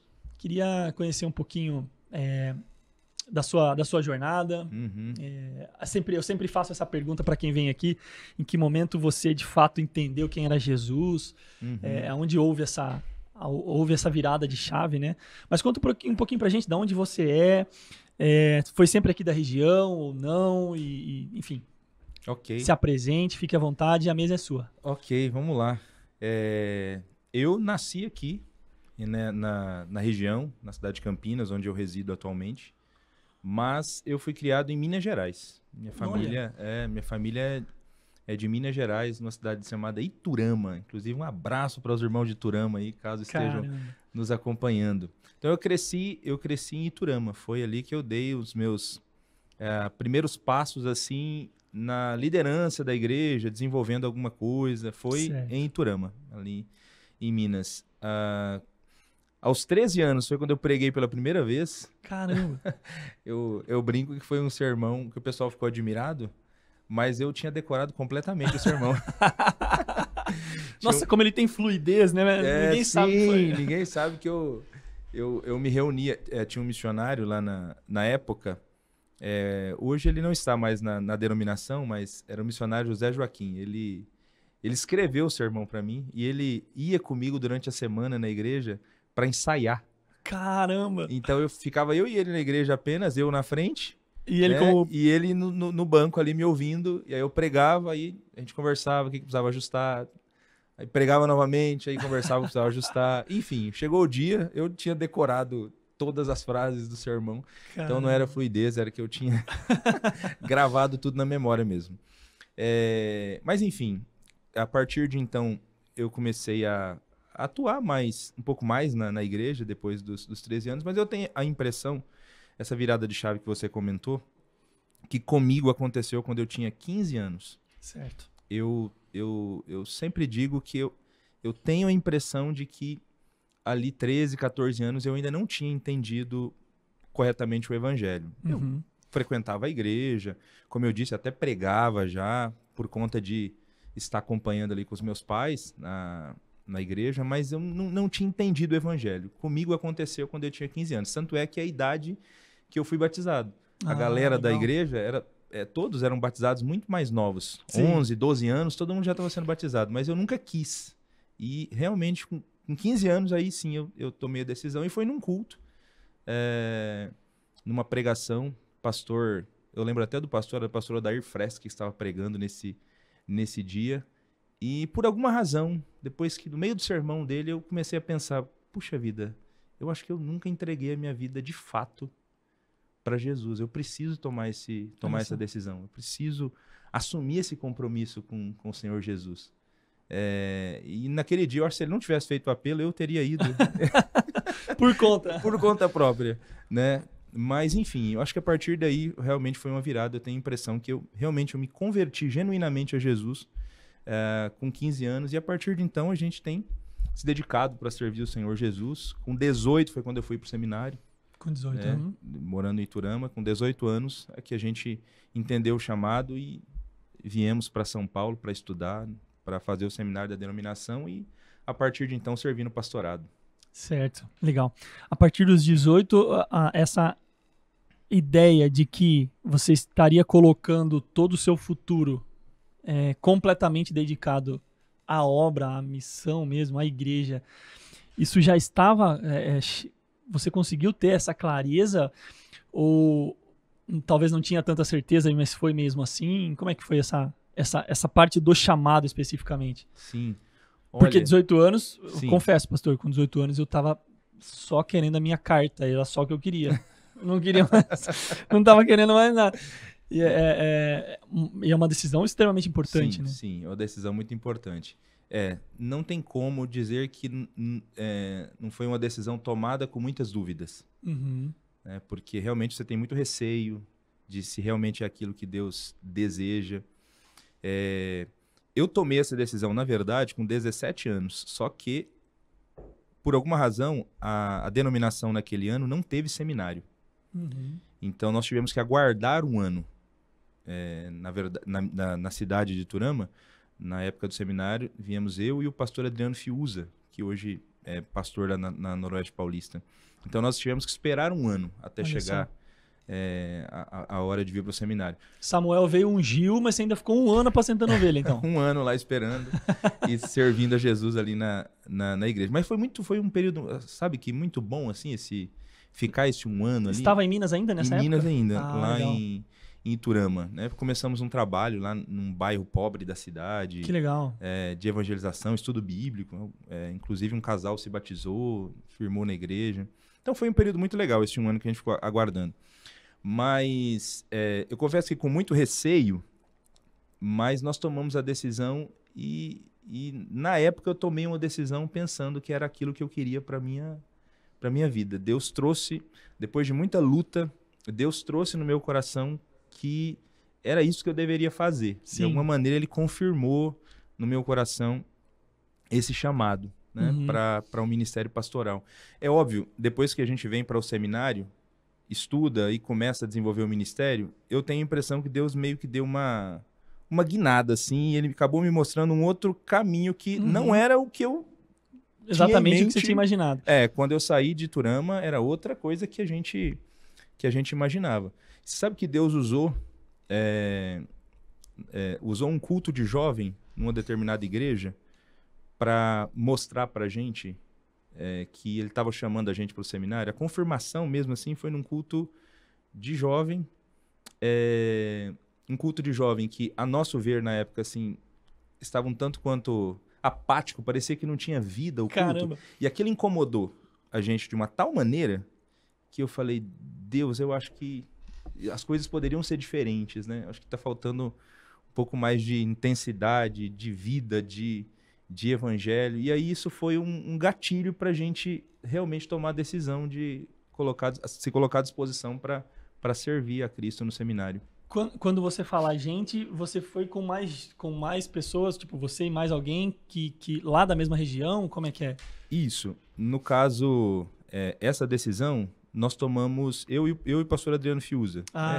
Nós dois. Como nós dois éramos de Iturama, então foi basicamente o mesmo contexto, o chamado, né, que aconteceu entre nós, né? O meu chamado e o chamado dele, né? Até isso também era um fator ali de a gente sondar o coração mesmo para entender se um não estava indo meio que na onda do outro. Na onda do outro, né? E eu tenho a impressão que realmente Deus chamou a ambos, porque até hoje, 20 anos depois, tanto eu quanto ele, a gente continua no Não tem consolidação, né, maior do que o próprio tempo dizendo, né, pastor? Sim, exatamente. Que legal. Pastor, a gente está num momento, o mundo mudou, né? O mundo mudou de um acesso muito restrito à informação que gera conhecimento para um acesso completamente livre a todo tipo de conhecimento e que trouxe, na verdade, dá a impressão, pelo menos, superficialidade, né? Mas eu entendo, e para quem te conhece, ouve falar sobre o pastor Eleilton, já faz essa associação de que é um pastor jovem, que estuda, dá aula, é uma referência dentro da nossa denominação, dentro da nossa igreja, teologicamente falando e tal. Então, essa sua pegada, essa sua busca por conhecimento desde muito cedo, me parece ser algo comum, me parece ser algo que de fato te motivou e tudo mais. Mas o que você acha que pode ter sido os motivadores disso? Será que é exatamente o teu contexto? É uma sementinha que talvez foi Deus que colocou em você, mas ele não coloca em todo mundo? Porque se você pegar a grande maioria de nós, dos jovens, e eu sou muito suspeito em falar, te admiro muito por isso, inclusive, né? Dessa busca, o fato de gostar de ler, de buscar e tal. Mas não é muito comum isso. Na grande maioria da galera, acaba sendo uma dificuldade essa questão, essa busca por estudar, esse desdobrar-se em cima de livros e conhecimento e tal. Não é o mais comum. O mais comum é o contrário, né? É consumir um conteúdo mais superficial, é se deixar levar um pouco mais pelos momentos e tal. Mas no seu caso, foi diferente. O que você acha que foi o ponto-chave, sabe? A essência do que te tornou esse cara que gosta e que tem tanto apreço pelo conhecimento? Olha, eu tenho a impressão que isso tem um pouco a ver com o dom. Ah, legal. Com o dom que Deus compartilha com cada cristão. É óbvio, independente do dom, todo cristão deveria, e todo jovem, né, deveria desejar conhecer a palavra de Deus com profundidade, para não ser enganado, para não ser levado por qualquer vento de doutrina. Então, nós deveríamos ter esse gosto pela leitura, pelo estudo, né? Tem um texto de 1 Pedro, capítulo 2, versículos 1, 2 e 3, que Pedro diz que nós cristãos deveríamos desejar o genuíno leite espiritual como criança recém-nascida. Caramba. Você tem um recém-nascido em casa. Eu sei bem o que é isso, pastor. Eu sei bem. Você sabe como recém-nascido, quando ele quer o leite, não tem muita negociação, né? Eu vou te dizer que não tem nenhuma negociação, tá? Eu acho um absurdo a mãe do meu filho, esperar 1 minuto para dar o TT para ele lá, do jeito que ele tá desesperado. Mas enfim, fecha parênteses. Sim, então essa imagem dessa criança desesperada querendo leite é a imagem que Pedro usa. Deveria ser assim o nosso desejo pela palavra de Deus. Essa deveria ser a imagem de todo cristão. Infelizmente, nós, na grande maioria dos casos, nós não enxergamos essa imagem presente. Porque realmente, talvez por conta do contexto do nosso mundo, as pessoas têm ido hoje mais para uma linha de superficialidade mesmo. Mas assim, então, tirando essa questão que eu acho que todo cristão deveria desejar, eu penso que uns naturalmente vão se aprofundar mais mesmo e outros não, porque isso tem muito a ver com o dom que Deus entregou para cada um. Então, como eu disse, quando eu fui para o seminário, eu tinha muito claro na minha mente que eu estava indo para o seminário para estudar e para ir pastorear igrejas. Eu ia cuidar de igrejas. Nunca passou pela minha cabeça estar em outra função, estar fazendo outra coisa. Não tinha, honestamente, eu não tinha noção, né, de que eu poderia, por exemplo, 3, 4 anos depois, que eu estaria trabalhando no departamento de educação cristã, produzindo literatura para a igreja. Eu não imaginava. Então, onde eu descobri isso? No seminário. O seminário foi esse divisor de águas. No seminário é que a gente acabou descobrindo essa inclinação, que abriu-se esse horizonte e que a gente entendeu que a gente poderia servir. E o próprio seminário, os primeiros anos ali de ministério, depois em São José do Rio Preto, que a gente foi entendendo essa inclinação que Deus colocou no coração por causa do dom que a gente recebeu para atuar mais diretamente ligado à área do ensino. E daí veio o convite, que eu também não esperava, né, com 1 ano de ministério, o convite para eu voltar para São Paulo para atuar no Departamento de Educação Cristã. Isso foi em 2008, nós estamos em 2025 e eu não deixei até hoje de atuar. Não voltou ainda. Não voltei. Eu fiz várias outras coisas nesse período, né? Atuei em outras áreas, mas essa continuou. Sim. De 2008 até hoje eu continuo servindo. Mudou o nome, não é Departamento de Educação Cristã mais, desde a gestão retrasada, a Editora Promessa acabou assumindo essa função de produzir literatura, mas eu continuei na Editora Promessa. Então, sim.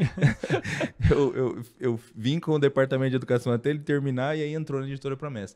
E, enfim, talvez por conta do dom é que a gente busca cada vez mais o conhecimento, estudar, enfim. Ele acaba sendo ao mesmo tempo um combustível também, né? Sim. Porque se é um dom, significa que aquilo te traz apreço, né? Aquilo te faz desejar mais facilmente, né? Assim como o dom para celebração, para música, por exemplo, dom para evangelização, e aí, entendi, faz muito sentido. A pessoa não consegue se ver fazendo outra coisa. Depender do dom que você tem, você não consegue. O que te dá alegria, prazer, é fazer aquilo. Sim. Então, você vai desejar se aprimorar naquilo, crescer naquela área. E é interessante que você aceitou o processo e foi se deixando... enfim, teve aquele desejo, se entregou, depois decidiu, escolheu, entendeu, não, vou servir, mas como você mesmo falou, você não tinha essa noção naquele momento, mas você foi falando sim para Deus e ele foi te direcionando e aí foi te mostrando ao longo do processo de construção do pastor Eliailton, o que ele realmente queria pra ti, né? Isso é interessante, né? Às vezes a Uhum. gente fica nessa, né, como jovem, e aí a gente se depara muito com jovens assim. Mas é que eu não sei Uhum. exatamente o que eu quero fazer. Eu não sei exatamente se é A ou B. Cara, é igual a música do Marcos Almeida, né? Esperar é caminhar. Enquanto espera, caminha, porque nesse processo, assim como a gente tá vendo na sua história, esse direcionamento vai acontecer, né? Com certeza. Toda vez que eu dou palestra sobre dons, a pergunta fatal em determinado momento é: como eu sei qual é o meu dom? Me ajuda a descobrir o meu dom. Então, assim, não tem fórmula mágica para descobrir o dom. Além de orar, buscar a Deus, você precisa dizer sim para as oportunidades de serviço que Deus vai colocando à sua frente. Uhum. Então, de repente, Deus está tentando mostrar qual a área que Ele te chamou para servir e, às vezes, você deixa passar. Exato. Então, enquanto a gente está vivendo a vida cristã, é importante ir dizendo sim para as oportunidades que surgem. Numa dessas, a gente acaba se encontrando, entendendo aquilo que Deus tem Sim. para a nossa vida. Não, legal demais. E tem uma coisa que que eu queria muito te perguntar, que é o seguinte. Ao mesmo tempo que nas nossas igrejas a gente tem essa felicidade mútua da igreja quando um jovem se levanta para qualquer coisa, né? Então, ele tá aprendendo a tocar e tá tocando, olha que legal ver ele tocando tão cedo, cantando tão cedo, pregando tão cedo, fazendo, enfim, alguma coisa pro reino tão cedo. Ao mesmo tempo, em algumas dessas funções, existe, de certa forma, uma preocupação, que eu também acredito que seja pertinente, mas com relação ao fato de ser um jovem e de, atrelado ao fato de ser um jovem, está automaticamente a questão da imaturidade. E aí você, em determinados momentos, você pensa, que legal que ele está fazendo isso, mas quando a gente coloca outras responsabilidades maiores para um jovem, parece que essa chave vira e cria-se aquela preocupação de dizer, será que esse jovem vai ter maturidade para isso? Será que esse jovem vai dar conta disso? Então, eu queria saber, em algum momento do seu processo, desde sempre, você se deparou com essa sensação, ou talvez até com essa constatação mesmo, de que houve alguém subestimando aqui, não vou dizer assim no sentido da maldade, mas no sentido talvez da preocupação. Por você ser jovem, houve você percebeu isso de alguma forma ou não? Com certeza. Com certeza houve e a gente percebeu. Uhum. E eu, de alguma maneira, até tratei isso com certa naturalidade. Uhum. Porque, como eu disse, eu fui para o seminário com 18 anos. Então, foram 2 anos de curso. Quando eu assumi a primeira igreja como pastor, eu tinha 20 anos. Uhum. Então, é natural que as pessoas olhem com desconfiança. Você não poderia esperar muito diferente disso. Isso, né? eu nunca imaginei que eu vou chegar ali, todo mundo vai me respeitar, vai confiar, não, ele vai dar conta de fazer, né? Porque é natural. Por conta da idade, as pessoas terem desconfiança, as pessoas ficarem com certo receio. Então, mesmo os que não falaram, eu acredito que tiveram algum receio, mas nós tivemos alguns que chegaram a expressar mesmo essa preocupação, expressaram até para a própria diretoria da convenção regional, que eles tinham preocupação de ter um pastor muito jovem, que, de repente não seria o caso de mandar um pastor mais velho, enfim. Só uma sugestão. Só uma sugestão. E como é que tu lidou com isso, pastor? Então, na época do seminário a gente conversava muito sobre isso, né? Entre os colegas, né? Porque todo mundo meio na mesma faixa de idade e todos nós já sabíamos que nós íamos enfrentar isso no campo. Então eu decidi enfrentar isso não tentando contra-argumentar e dizendo, não, eu consigo, eu sou capaz. Eu decidi enfrentar isso fazendo. Que legal. Fazendo. Colocando a minha vida e tentando entregar o máximo que eu poderia. Então, para tentar mostrar através do trabalho, através da dedicação, que a gente realmente tinha sido chamado por Deus. Para que as pessoas começassem a olhar para a gente diferente e respeitassem a partir do trabalho. Então, em vez de ficar brigando, contra-argumentando, enfim. Eles precisam perder essa desconfiança e começar a ganhar o respeito a partir daquilo que a gente é, daquilo que a gente está fazendo. Em contrapartida, confiando que Deus traria esses frutos para que você conseguisse mostrar isso, né? Sim, exatamente. Porque liderar tem a ver com isso. Liderar tem a ver com influenciar. Né? Liderança tem a ver com influência. Liderança não é simplesmente porque uma pessoa recebeu um cargo, foi empossada numa igreja que ela é um líder. Sim. Né? Então, e aí você precisa, se realmente é líder, com o tempo, esses frutos começam a aparecer, começam naturalmente a se mostrar. Enfim, as pessoas vão olhando e mudando a opinião sobre você. Então, eu acho que, de repente, esse é um caminho interessante. Em vez de ficar tentando brigar, discutir, ninguém me apoia. Confrontar, né? Confrontar, né? Trabalhar, né? Trabalhar, se colocar ali diante de Deus, confiando em Deus, dependendo em Deus, confiando no Evangelho, pregando o Evangelho de Jesus, enfim. Com o tempo, essas desconfianças tendem a irem se dissipando. E deixa eu te fazer uma pergunta, pastor. Com quantos anos... Agora, essa foi a primeira vez que você faz parte de uma diretoria geral, ou não? Foi a segunda já? Não, primeira, né? Essa é a segunda. É a segunda vez? É a segunda gestão. A primeira vez...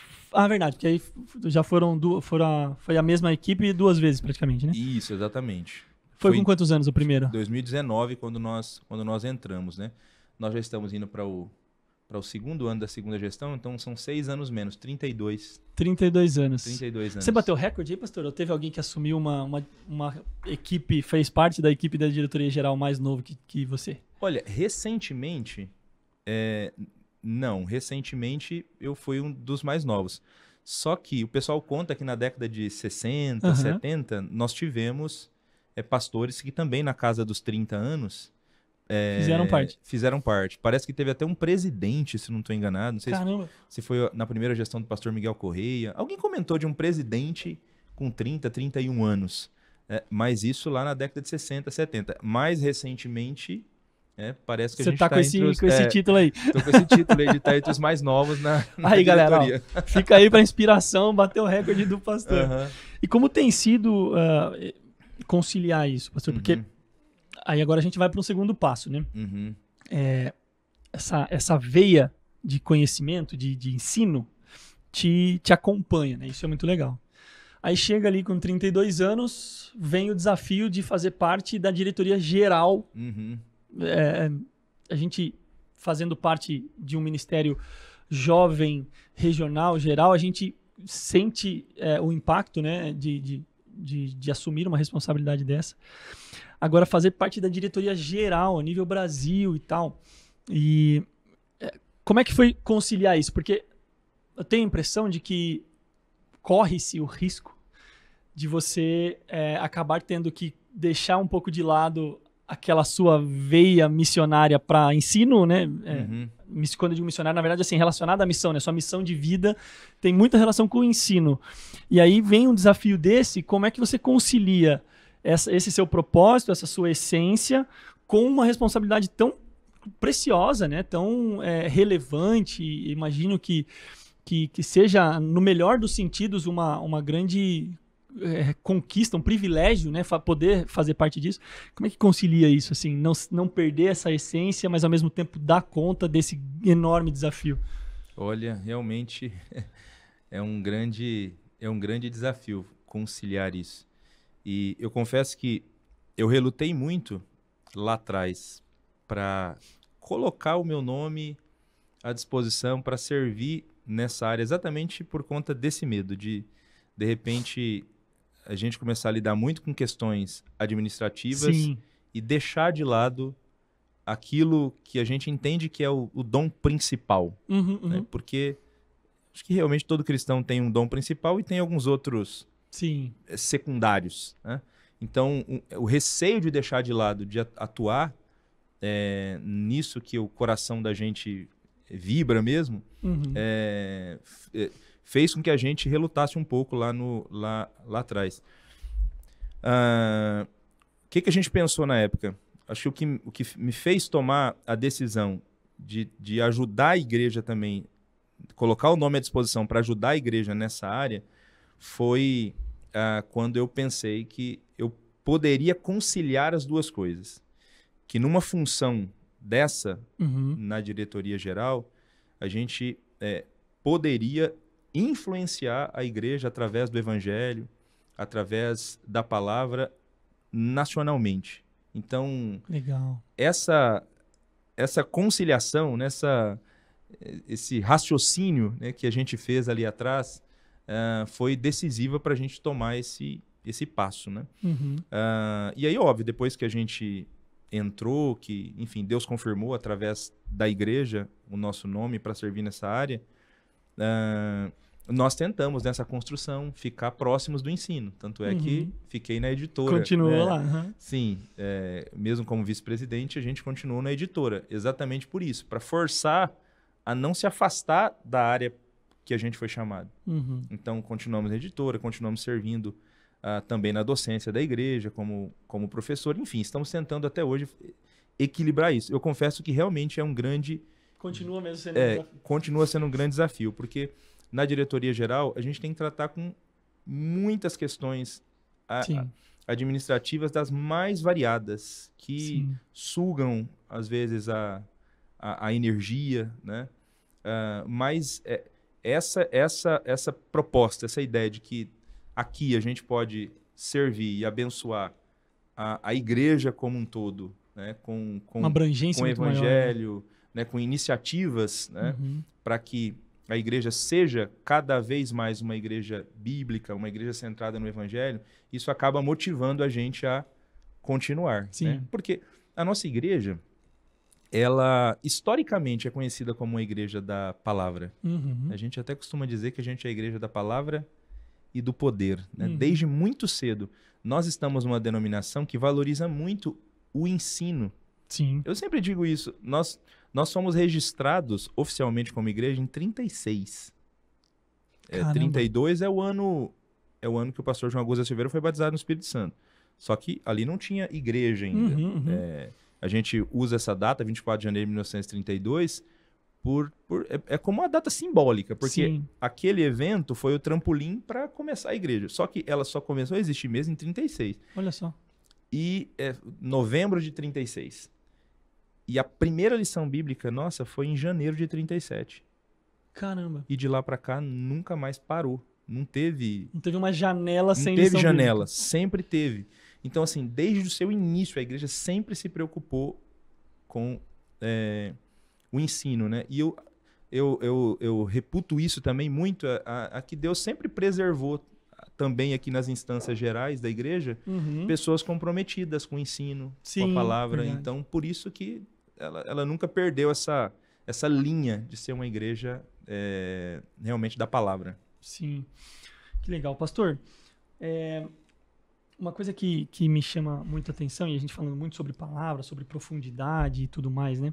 Eu fico pensando e queria entender de você, por que você acha que hoje existe uma dificuldade tão grande do jovem ter essa disposição? Porque muitas respostas são clichês para isso, né? Mas eu queria entender a sua perspectiva sobre isso. Porque, conforme o tempo veio passando, esse desejo... E é como você falou, né? Uma coisa, beleza, ter o dom. Mas mesmo quem não tem o dom, como Pedro falou, a gente precisaria desejar isso como o Isaac deseja o TT dele. E por que isso veio se perdendo ao longo do tempo? Na sua opinião, qual é o principal ou os principais fatores? Uma das razões, com certeza, é que quanto mais o fim se aproxima, mais o amor esfria e a iniquidade cresce. Então, de acordo com aquilo que nós temos na Escritura Sagrada, a tendência não é que as coisas melhorem cada vez mais. Perfeito. É óbvio, isso não tem que ser usado para fazer caos, sensacionalismo, como o pessoal faz. A gente, mesmo sabendo disso, nós vamos continuar servindo, fazendo a vontade de Deus, pregando, fazendo a missão, enfim. Mas é uma realidade. Isso acontecerá. Né? Certo. Antes de começar a grande tribulação, vai ter uma grande apostasia. Então, é natural que a sociedade, ela meio que caminhe para isso que a Escritura Sagrada apresenta. Essa é uma visão mais global, digamos, né? A nível global, a sociedade caminha para isso. Isso, a sociedade caminha para isso. E mais na prática, assim, quando você dá um zoom nesse item. Isso.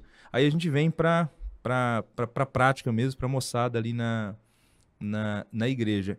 É impressionante hoje o número de atrativos, né, que o pessoal tem. Sim. O número de atrativos, o tempo que o pessoal gasta na frente de uma tela. Sim. Né? Porque consumindo hoje a informação é muito fácil. Ele estava até brincando um dia que no passado as pessoas até se esforçavam para usar mais o cérebro, até para guardar coisas. Sim. Hoje você não precisa. Sim. Você não precisa, porque basicamente tudo que você precisa é só você acessar o smartphone. Eles estão cada vez mais potentes e você consegue colocar tudo ali. Então, assim, qualquer informação que você precisar está à mão.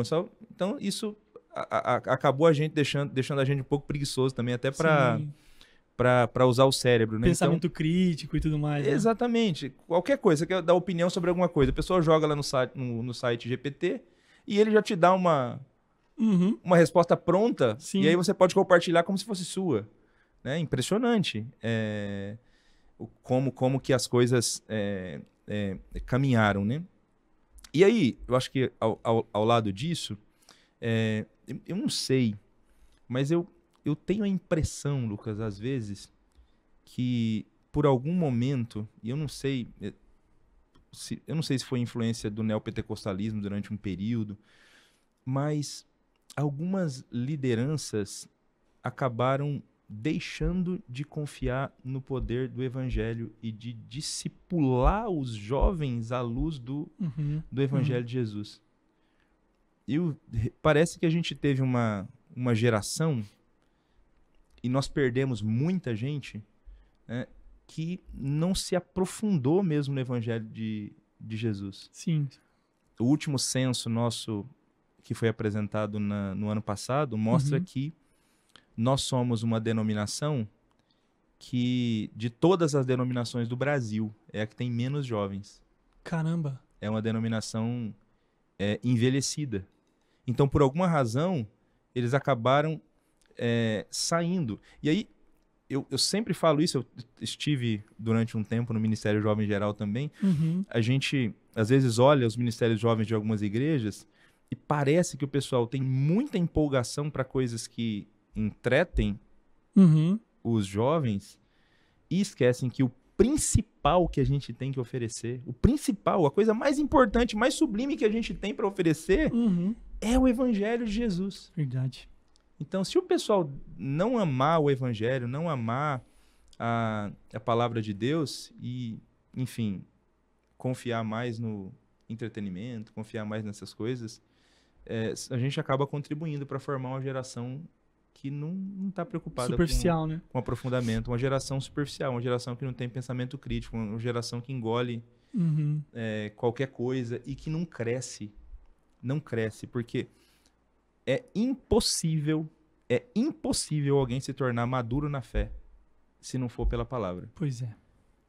Tudo que a gente tem na igreja, eventos, música, tudo que a gente tem, é importante. Não tem como, né? Mas o que torna alguém maduro, que faz com que alguém se torne maduro em Cristo, é a palavra. E sem essa maturidade, esse jovem não vai atravessar a fase aqui até que Jesus volte. Não vai. Ele não vai ser o suporte que a igreja precisa para suportar para o que vem pela frente, obviamente até que Jesus volte, né? Sim. Isso é tão interessante, pastor, que no início da gestão a gente fez um alinhamento de visão com os líderes regionais aqui, e aí eu fiquei responsável por uma parte que contextualizava um pouco a nossa geração, e me chama muito a atenção a hora que você fala dessa mudança de perspectiva do jovem, porque até a geração X ali, o que determinava, o que resumia a essência dessas gerações da X para trás era um negócio chamado estabilidade, né? Eu falo isso nesse dia.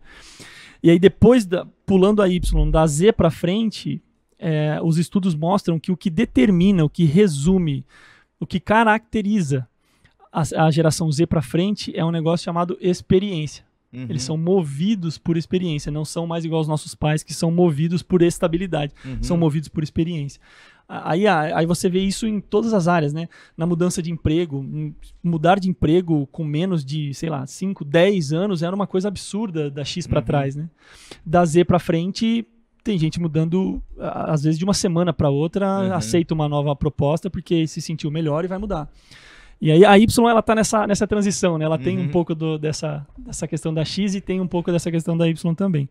Mas isso é muito real, porque... E aí a minha próxima pergunta é: o que você diria, como é que a gente ajuda, pastor, essa geração a ter um estalo para lidar com essas características que não são necessariamente individuais, elas são uma questão, como a gente falou, que vem de um âmbito mais global, né?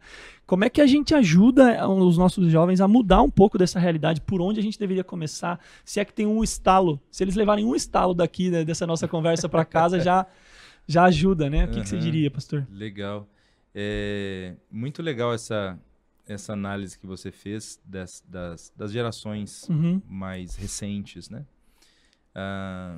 E eu diria que a gente deveria usar essa marca, que é uma marca dessas últimas gerações, que é a marca da experiência. Eu acho que a gente não precisa descartar isso, né? A gente deveria usar isso como uma isca, porque o Evangelho também apresenta que os discípulos de Jesus têm experiências profundas com Deus. Né? Quantos servos de Deus nós temos na Bíblia Sagrada que tiveram experiências profundas com Deus? Então o Evangelho, ele proporciona também que a gente tenha experiências com Deus, mas usar a experiência para infundir neles o Evangelho de Jesus. Vocês querem experiência, mas tem que ter experiência com o Evangelho do Senhor Jesus. Né? Porque eu não acredito em outra coisa para transformar, para mudar a cosmovisão. Certo. Porque esse pessoal vai ser bombardeado em tudo quanto é lugar que eles forem. Então eu não acredito em nada que vai mudar aqui a cosmovisão, a mentalidade, que não seja o Evangelho de Jesus. O Evangelho é poder de Deus. Ele é o único capaz de fazer essa revolução. Perfeito. Então, uma experiência que é alinhada, né, com o Evangelho de Jesus, com o verdadeiro Evangelho de Jesus, é sensacional. E pode fazer o teste, perguntar para o pessoal o que é o Evangelho. Pedir para explicar o que é o Evangelho de Jesus. Eu tenho certeza que muitos não vão conseguir explicar o que é o Evangelho. Parece um negócio simples, básico, mas eles não saberão explicar.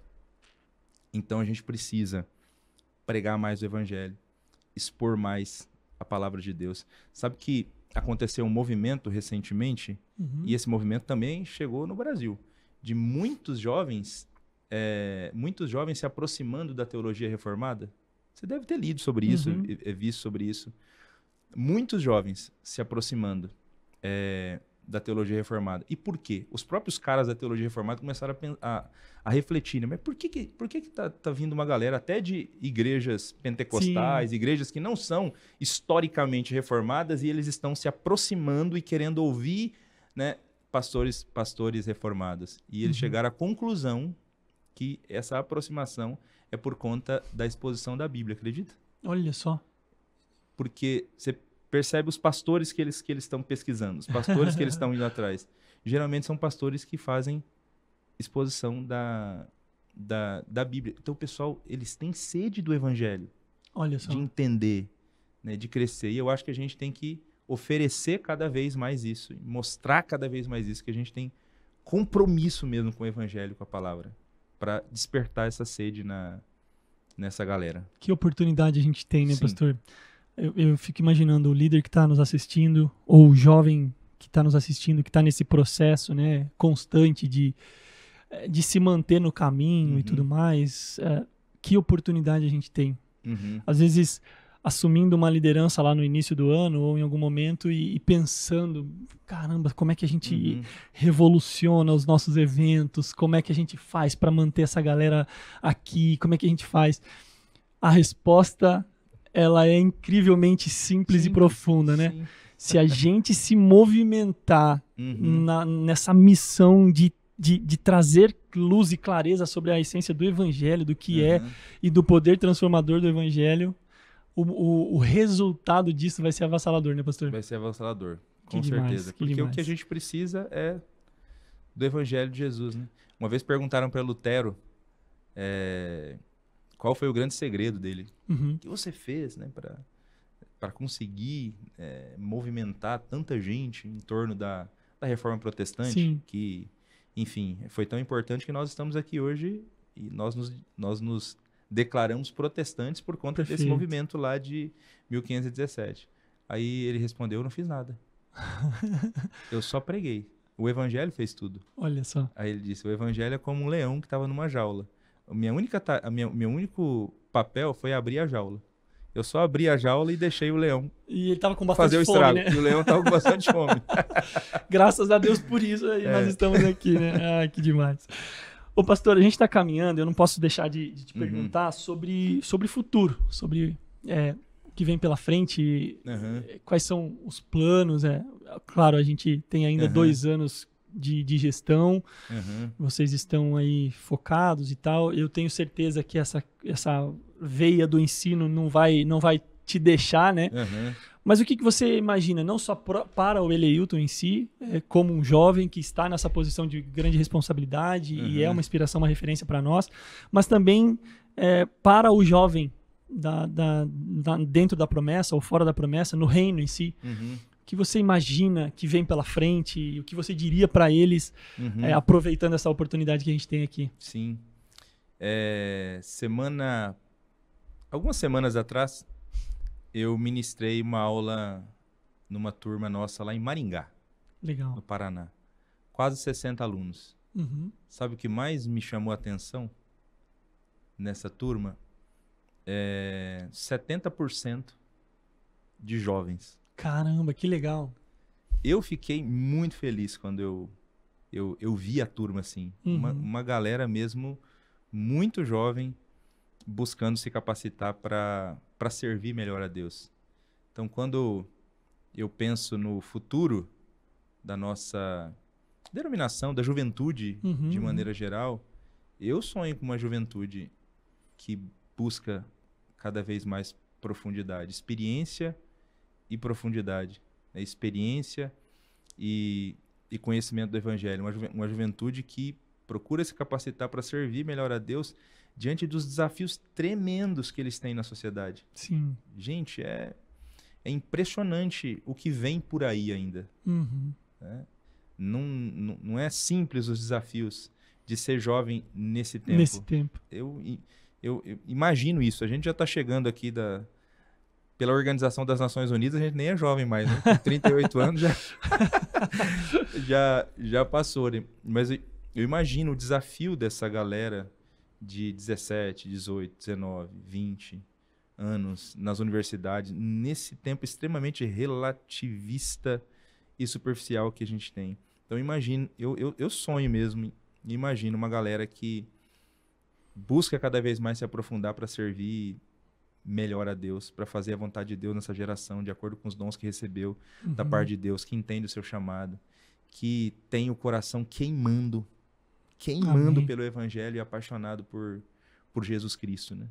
Então, é isso que a gente imagina e deseja ver e trabalha para ver, né? Para infundir na mente, no coração, né?